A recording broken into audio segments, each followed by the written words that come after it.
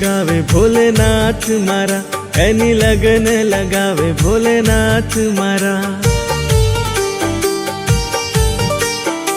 ये हरख जगावे भोलेनाथ मारा, एनी लगन लगावे भोलेनाथ मारा। साची बात करावे भोलेनाथ मारा, हो साची बात करावे भोलेनाथ मारा।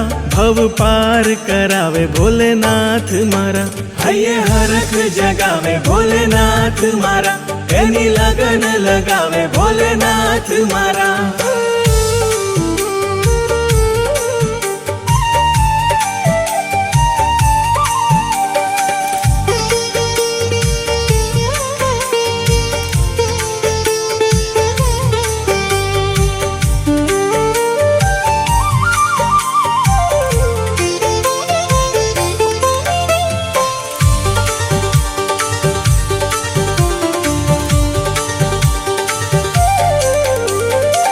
जटाમાં એના ગંગા વહે છે, માથે એના તો ચંદ્ર સોહે રે। નાદ ડમરૂનો ગૂંજે જગતમાં, હર હર મહાદેવ સૌરે કહે છે। સાચી વાત કરાવે ભોલેનાથ મારા, હો સાચી વાત કરાવે ભોલેનાથ મારા। ભવ પાર કરાવે ભોલેનાથ મારા, હૈયે હરખ જગાવે ભોલેનાથ મારા, એની લગન લગાવે ભોલેનાથ મારા।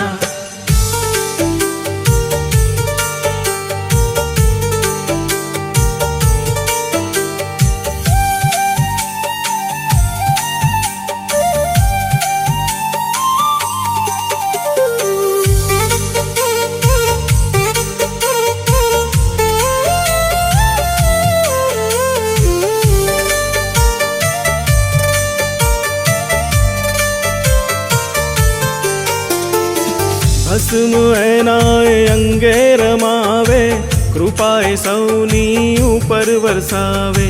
ભક્તોના દુઃખ તો હરતો બધાએ, સૌને સુખનો અનુભવ કરાવે। સાચી વાત કરાવે ભોલેનાથ મારા, હો સાચી વાત કરાવે ભોલેનાથ મારા। ભવ પાર કરાવે ભોલેનાથ મારા, હૈયે હરખ જગાવે ભોલેનાથ મારા, એની લગન લગાવે ભોલેનાથ મારા।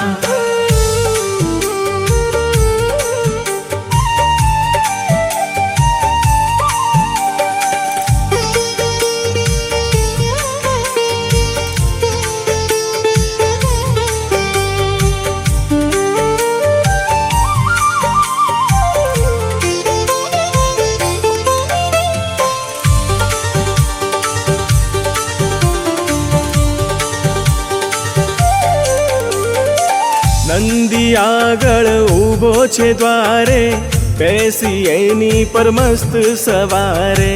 પાપીઓને આપે સજા પણ, પુણ્ય કરતાને મુક્તિ અપાવે। સાચી વાત કરાવે ભોલેનાથ મારા, હો સાચી વાત કરાવે ભોલેનાથ મારા। ભવ પાર કરાવે ભોલેનાથ મારા, હૈયે હરખ જગાવે ભોલેનાથ મારા, એની લગન લગાવે ભોલેનાથ મારા।